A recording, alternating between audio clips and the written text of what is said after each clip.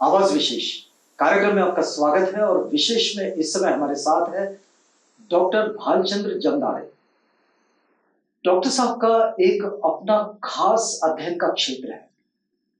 दरअसल बाबा साहेब की पत्रकारिता पर शोध अध्ययन करना और उसमें भी जो कम्युनिकेशन स्किल है इस पर खास तौर पर रिसर्च करना, एक कम्युनिकेशन स्कॉलर के रूप में डॉक्टर भालचंद्र जमदाड़े जी को जाना जाता है। हम वर्धा में हैं और डॉक्टर साहब का ये जो खास संशोधन है जो उन्होंने बाबा साहेब डॉक्टर अम्बेडकर की केवल पत्रकारिता नहीं बल्कि पत्रकारिता के जरिए जो संवाद होता है उस संवाद पर उनका एक खास काम है, उस काम को आपके पास पहुंचाने का प्रयास करेंगे। ये धम्म क्रांति के 67 सालों का एक सामान्य अवलोकन और उसका मूल्यांकन है। डॉक्टर साहब, कार्यक्रम में आपका स्वागत है। बहुत बहुत धन्यवाद। डॉक्टर साहब, हम तो अपनी बात यहाँ से शुरू करना चाह रहे हैं कि क्यों आपको लगा कि इस ऐसे क्षेत्र को चुनना चाहिए जो क्षेत्र है तो बड़ा विस्तृत लेकिन बड़ा अछूता क्षेत्र रहा।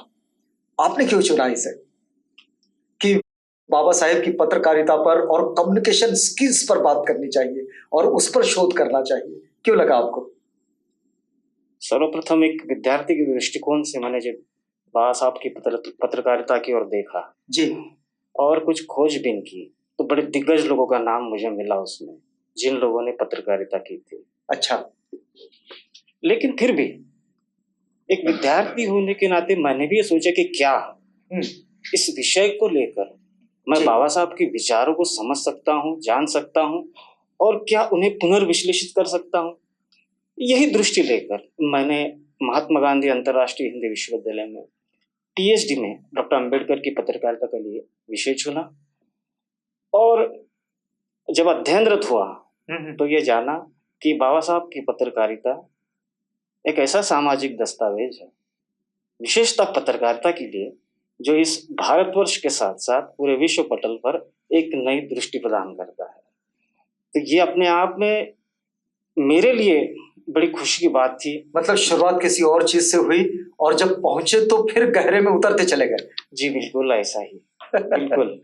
अच्छा, क्या खासियत देखी आपने बाबा साहेब की पत्रकारिता में? बाबा साहब की पत्रकारिता विशेषतः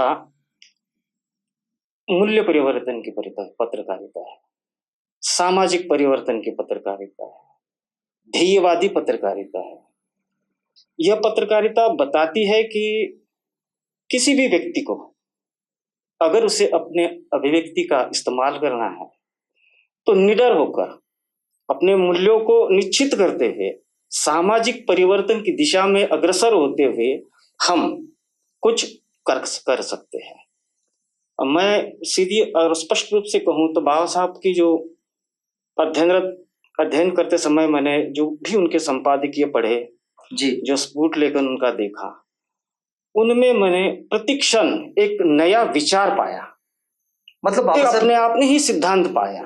लेकिन उनके संपादकीय तो उस वक्त के जो कोई विषय होते होंगे, ज्वलनशील विषय होते होंगे, उन विषयों पर वे अपने अग्रलेख देते होंगे। बिल्कुल, तात्कालिक पत्रकारिता का प्रत्यक्ष असर होता है वो तात्कालिकता में होता है। तो लेकिन पत्रकारिता अपने तात्कालिकता के साथ में आने वाले भविष्य के लिए भी कुछ विचार प्रकट करती है, कुछ सिद्धांत छोड़ती है। और विशेषता वह जो व्यक्ति महापंडित है वह अगर पत्रकारिता करता हो तो निश्चित तौर पर उसकी पत्रकारिता और उसके लेखन में हमें सामाजिक परिवर्तन की दिशाएं मिल जाती है। तो ये जाहिर सी बात है कि बाबा साहब की पत्रकारिता नए विचारों की और नए सिद्धांतों की पत्रकारिता है। मैं स्वयं उसे अभी भी पढ़ता हूं, जब जब जरूरत होती है। मैं फिलहाल कुछ और भी लेखन करता हूं विशेषतः इसी को लेकर, तब मुझे जाना ही पड़ता है बाबा साहब की ओर, तो निश्चित ही है। अभी अगर आज का ये वक्त देखें हम कि इस समय में पत्रकारिता दो खेमों में बटी हुई दिखाई देती है। एक जो उद्देश्य परक है, एक जो ध्येय निष्ठित है और एक वो है जो किसी एक विचार या पक्ष को आगे बढ़ाने वाली इसमें बंध गई है। तो ऐसी स्थिति में अगर आप अपने अध्ययन को जोड़कर कुछ विश्लेषण करना चाहे तो आपका विश्लेषण क्या कहेगा?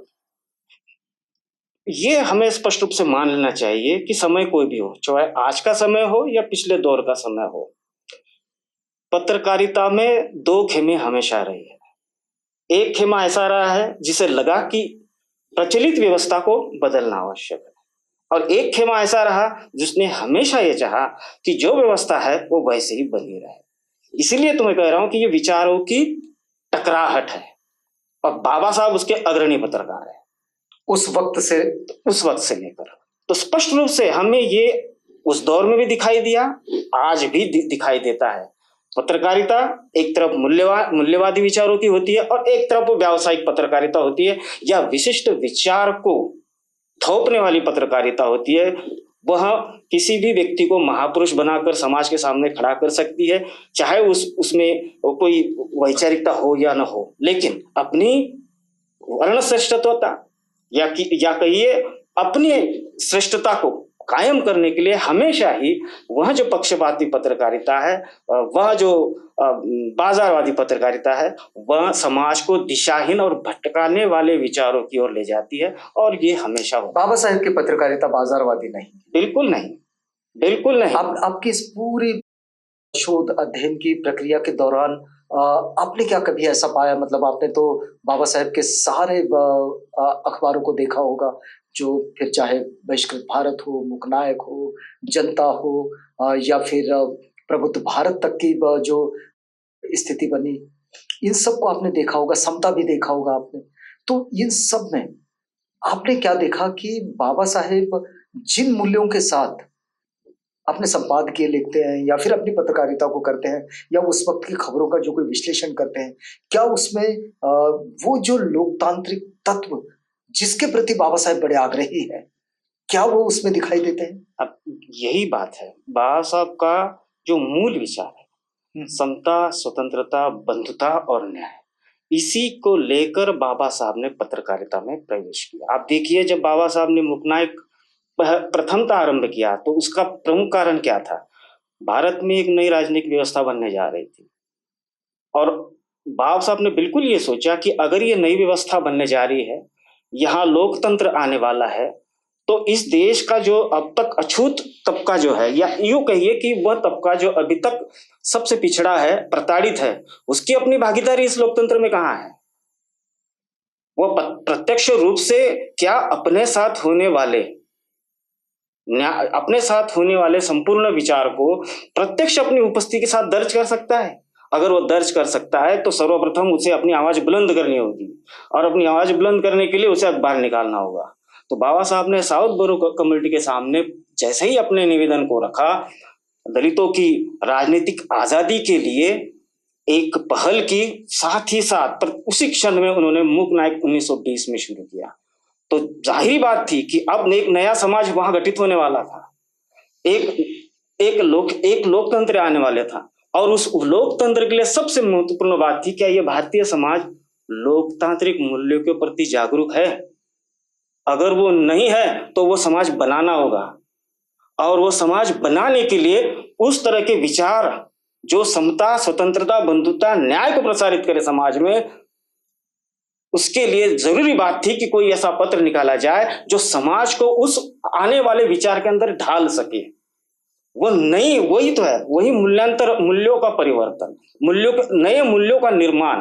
अगर नए मूल्यों का निर्माण करना है तो उसके साथ साथ समाज को भी अपने साथ लेके चलना पड़ेगा। मुक्ति कौन पथे में बाबा साहब ने बहुत अच्छी एक बात कही, how we have to migrate our self into the new state of democracy. हमें वहां हमारे वो पुराने विचारों को छोड़कर जाना होगा, नए वस्त्रों को धारण करना होगा। अगर मेरे साथ तुम परिवर्तन की यात्रा में चल रहे हो तो वो सब विचारों को पीछे छोड़कर आ जाओ। We are going to involve, we are going to participate in a very different and a very beautiful state of condition that is called democracy. और अगर वहां जाना है तो हमारे पीछे परंपरागत विचारों को त्याग देना होगा। ये केवल अस्पृश्य समाज को ही त्यागना नहीं होगा, ये सवर्ण समाज को भी त्यागना होगा, क्योंकि वहां बंधुत्व है। दोनों के बीच अगर बंधुत्व आ जाए तो भारत क्या पूरे विश्व में हम शांति की अपेक्षा कर सकते हैं, और होगा वैसा ही। इसलिए मैं ये कहता हूं कि बाबा साहब की पत्रकारिता मूल्य परिवर्तन की पत्रकारिता है, प्रचलित व्यवस्था को बदलने वाली और आधुनिक मूल्यों का स्वीकार करने वाली पत्रकारिता। देखिए, ये बाबा साहेब ने जितने वृत्तपत्र चलाए, जितने अखबार चलाए, ये तो लगभग धम्म दीक्षा के पहले का हिस्सा हुआ। लेकिन धम्म दीक्षा के बाद की स्थिति दूसरी है। हम आपसे ये समझना चाह रहे हैं कि धम्म दीक्षा से पहले भी मतलब 1935 में जब जब वे घोषणा करते हैं धर्मांतरण की, तो क्या वे धर्म से रिलेटेड या धर्मांतरण से रिलेटेड या फिर बुद्धिज्म से रिलेटेड कोई काम उनके अखबार में कोई प्रतिबिंबित होता दिखाई देता है? बाबा साहब ने बहुत ही एक स्फुट में कहा है। अच्छा। और अगर आप ये उस समय के बाबा साहब के साथ जो अन्य पत्रकार थे, वो बड़ा दिलचस्प मामला है कि उस समय जो पत्रकार थे वो आपस में कैसे इंटरेक्ट करते थे। बाबा साहब के प्रति शत्रुत्व भाव या विरोधी भूमिका लेने वाले जो गए भालाकार, वो पटकर, तो मित्रता रखने वाले भी पत्रकार थे। और इन लोगों को खूब पता था कि बुद्ध क्या है, बुद्ध के विचार क्या है। ठीक, तो हमें बिल्कुल, अगर आप जनता के साथ साथ प्रबुद्ध भारत कुछ आरंभ के देखे आर्टिकल्स, तो उसमें भगवान बुद्ध और उनके विचारों को लेकर बाबा साहब ने अपने स्फुट लेखन में कुछ विचार प्रकट किए हैं। वो इंगित कर रहे थे कि अब वो किस तरफ जा रहा है, ये तो स्पष्ट बात है। तो जाहिर सी बात है, ये तो लेखन में आ रहा था, लेकिन बाबा साहब ने उसे प्रत्यक्ष अपने आचरण में भी बुद्धिज्म को अपना लिया था। जब उन्होंने मिलिंद कॉलेज की स्थापना करते समय थोड़ी देर के लिए, या अपनी पत्नी का देहांत होने के बाद थोड़ी देर के लिए बौद्ध भिक्षु होना, तो वो न केवल अपने लेखन में तो अपने वैयक्तिक जीवन में बुद्ध की ओर बढ़ चुके थे। तो जाहिर सी बात है, प्रबुद्ध भारत में तो वो आया था, वो पत्र था ही उसी के लिए कि उन्होंने बुद्धिज्म का प्रचार करना है, लेकिन उसके पहले भी उनके लेखन में वो बातें आई और आचरण में तो आई। वो उस समय के लोगों को प्रेरणादायी थी और आज के लोगों को प्रेरणादायी। एक बात और है डॉक्टर साहब, कि इस वक्त में धम्म क्रांति के अब 67 साल हो गए, अखबारें भी बाबा साहेब के बाद में बहुत निकले हैं। बाबा साहेब की धम्म क्रांति से प्रेरित होकर, उनके आंदोलन से प्रेरित होकर, उनके काम से प्रेरित होकर भी बहुत सारे पत्र चले, समाचार पत्र चले। लेकिन क्या आपको लगता है कि ये जो धम्म क्रांति है, इस धम्म क्रांति को डेडिकेट ऐसे भी कोई वृत्त समाज होने चाहिए? धम्म क्रांति को समर्पित ही पत्रकारिता होनी चाहिए, ये बिल्कुल सच बात है। स्वयं प्रमाण प्रबुद्ध भारत है, और उसके उपरांत भी कई ऐसी पत्रिकाएं हैं जिन्होंने बुद्ध धर्म के प्रसार और प्रचार के लिए काम किया है। बुद्ध धर्म, या हम जब क्रांति की बात करते हैं तो उसका स्पष्ट और सीधा संदेश ये है कि हमें नए मूल्यों का निर्माण करना है और उसे स्वीकार भी करना है। बिल्कुल आपने देखा होगा, बड़े विद्वान या आपने जिन भी विद्वानों से बात की है या करते होंगे, वो स्पष्ट रूप से आपको बताते होंगे कि बुद्धिज्म या धम्म क्रांति ये अपने आप में ही एक नया आचरण है, जिसमें मित्रता है, बंधुता है और शांति है। ये शाश्वत मूल्य है, बिल्कुल शाश्वत मूल्य है। It is not a relative part of any kind of philosophy, no, it is a very static and stable kind of tenets of philosophical word. ये है, ये होनी ही चाहिए। और जब हम बात करते हैं कि धम्म क्रांति के लिए समर्पित पत्रकारिता, तो यहाँ विदर्भ में, मुंबई की ओर, उत्तर भारत की ओर, दक्षिण भारत की ओर, कुल मिलाकर बंगाल की ओर भी हमें धम्म क्रांति से समर्पित पत्र पत्रिकाएं मिलती है। अभी फिलहाल मैं उन्हें तुरंत याद नहीं कर पा रहा हूँ, ये बात अलग है, लेकिन धम्म क्रांति के लिए समर्पित पत्र पत्रिकाएं निकलती है। और ये ऐसी व्यवस्था और ये ऐसी क्रांति है जो लोकतंत्र के लिए अत्यंत आवश्यक है, क्योंकि लोकतंत्र हम केवल देखिए, राजनीतिक लोकतंत्र जो है उसमें हम वोट तो करते हैं, वहां हमें राजनीतिक अधिकार है, लेकिन धम्म क्रांति हमें बंधुत्व सिखाती है, मित्रत्व सिखाती है। वह मित्रत्व ही ट्रांसफर होता है, how we have to develop our society into the democratic state.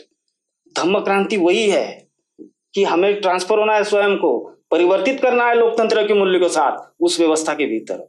धम्म क्रांति का और क्या बेहतरीन अर्थ। एक कम्युनिकेशन स्कॉलर के रूप में आप क्या सोचते हैं कि इस वक्त में प्रिंट मीडिया के साथ साथ जो ये न्यू मीडियम आया है, इस न्यू मीडियम का बाबा साहेब की धम्म क्रांति में किस तरह का सहायक हो सकता है? मीडिया कोई भी हो, साधन है अंततः, वो इट इज अ मीडियम, और वो साधन है अपने विचारों को प्रकट करने का, प्रसारित करने का। फिर वो आज का मीडिया हो, चाहे हम उसे प्रिंट मीडिया कहें, इलेक्ट्रॉनिक मीडिया कहें, न्यू मीडिया कहें, सोशल मीडिया कहें, ये बेहतरीन प्लेटफॉर्म है, साधन है विचारों को प्रसारित करने के, और इनका खूब इस्तेमाल करना चाहिए। लेकिन बात अंततः वही आती है कि हम इसका इस्तेमाल सामाजिक समृद्धि के लिए करें, ये सबसे महत्वपूर्ण बात उसमें है। और बिल्कुल इसमें कोई शक की गुंजाइश नहीं। मानवीयता के विकास में, मानवीयता के विकास के लिए हमें उनको इस्तेमाल करना ही चाहिए। इंटेंशन अगर आपका अच्छा है तो साधन चाहे कुछ भी हो, रिजल्ट उसका अच्छा ही आएगा। इंटेंशन खराब हो लेकिन साधन अच्छा हो, आप अपने ध्येय को प्राप्त नहीं कर सकते। तो जाहिर सी बात है, आपने अपने विद्वान के साथ आपने एक अच्छे विद्वान के साथ जब बात की होगी तो जाहिर सी बात है वहां नीति की बात आई होगी। बड़ी इंपॉर्टेंट बात बाबा साहब ने नैतिक पत्रकारिता पर जोर दिया है। फिर आप चाहे कोई भी माध्यम का इस्तेमाल, और पत्रकारिता में नैतिकता पर, और पत्रकारिता में नैतिकता पर। तो ये नैतिकता क्या है वास्तविकता में? नैतिकता क्या है? नैतिकता का अर्थ है आपसी संबंध, सोशल रिलेशनशिप को ब्रदरहुड में डेवलप करना, और एक हम मीडिया का है ब्रदरहुड में आपको डेवलप करना है, तभी तो वो जाके नीति सामाजिक संबंधों का आधार बनेगी, पवित्र होगी, और जितनी पवित्र होगी वो स्वीकार्य होगी। यही बाबा साहब का मित्रता स्वीकार्य होनी चाहिए, और उसमें पवित्रता हो, और उसको ही अगर मान लिया जाए तो मुझे लगता है सारे तरफ शांति की स्थापना हो सकती है। मित्रता पवित्र होनी चाहिए। अगर आपने किसी बात को सोचा है तो हमारी जो ये सोशल रिलेशनशिप है ये ब्रदरहुड में बदल जानी चाहिए। धम्म क्रांति का ये जो प्रतिबिंब है, इसका ये मूल्यांकन, इसका अवलोकन स्कॉलर्स की दृष्टि से, प्रोफेसर्स की दृष्टि से, उन रिसर्चर्स की दृष्टि से जो एकेडमिक स्टडी तो करते ही हैं, लेकिन प्रत्यक्ष रूप से व्यवहार में उसे उतारने के लिए भी कोशिश करते हैं, और लोगों से बातचीत से इन चीजों को सीखते हैं, समझते हैं, लिखते हैं। उन लोगों से ये डायलॉग हो रहा है। इस बातचीत को पूरा करेंगे, लेकिन डॉक्टर साहब आपसे एक अंतिम टिप्पणी चाहूंगा। आपके इस पूरे काम में धम्म क्रांति कितनी सहायक है? मैं धम्म क्रांति के लिए ही काम कर रहा हूँ, और इसलिए मैं बहुत जोर देकर अंतिम बात ये कहूंगा कि बाबा साहब की पत्रकारिता का संवाद शास्त्र खोजना बहुत ही जरूरी बात है। बाबा साहब के पत्रकारिता को आधार बनाकर, या उनके विचारों को आधार बनाकर, बाबा साहब का कम्युनिकेशन का जो सिद्धांत है वो डेवलप करना अत्यंत जरूरी है। मुझे लगता है कि सामाजिक पुनर्निर्माण के लिए धम्म क्रांति nothing but the transformation of society. तो जाहिर सी बात है, समाज का पुनर्निर्माण करना होगा तो धम्म क्रांति को स्वीकार करना होगा। धम्म क्रांति को स्वीकार करने के लिए नैतिक पत्रकारिता की आवश्यकता होगी, और जाहिर सी बात है जो आपने अंतिमता कहा, उसके लिए हमें बाबा साहब के सिद्धांतों को, वह भी संवाद के सिद्धांतों को खोजना होगा और समाज के सामने रखना होगा। नए नए रिसर्च इसमें होने चाहिए। लोग अपनी तरह से उसको नई दृष्टि के साथ आएंगे, वो विचार डेवलप करेंगे। तो मुझे लगता है जो प्रचलित हमारे जो भारतवर्ष में जो कुछ भी डिपार्टमेंट्स पत्रकारिता के है, समाज शास्त्र के है या संचार शास्त्र के है, वहाँ जो भी सैद्धांतिक पढ़ाई हो रही है, मेरी दृष्टि से उसमें बाबा साहब का सिद्धांत आना चाहिए, जो सामाजिक पुनर्निर्माण के लिए अत्यंत महत्वपूर्ण है। मैं यही अपेक्षा करता हूं। चलिए, बहुत धन्यवाद। देखिएगा, डॉक्टर साहब का एक बड़ा स्पष्ट मानना है कि बाबा साहेब की पत्रकारिता का समाज शास्त्र जो है उसे नए सिरे से खोजना होगा, और बाबा साहेब के इस समाज शास्त्र को, धम्म क्रांति का जो आधार है, उसे भी हमें बेहतर ढंग से विशद करना होगा और अपने काम का आधार बनाना होगा। ये बातचीत यहाँ पर हम पूरा करते हैं। डॉक्टर साहब, आप हमारे साथ आए, हमसे बातचीत की, इस पूरी बातचीत के लिए आपका बहुत धन्यवाद। बहुत बहुत धन्यवाद। आप बने रहिएगा आवाज इंडिया के साथ। प्रोग्राम आगे भी जारी है।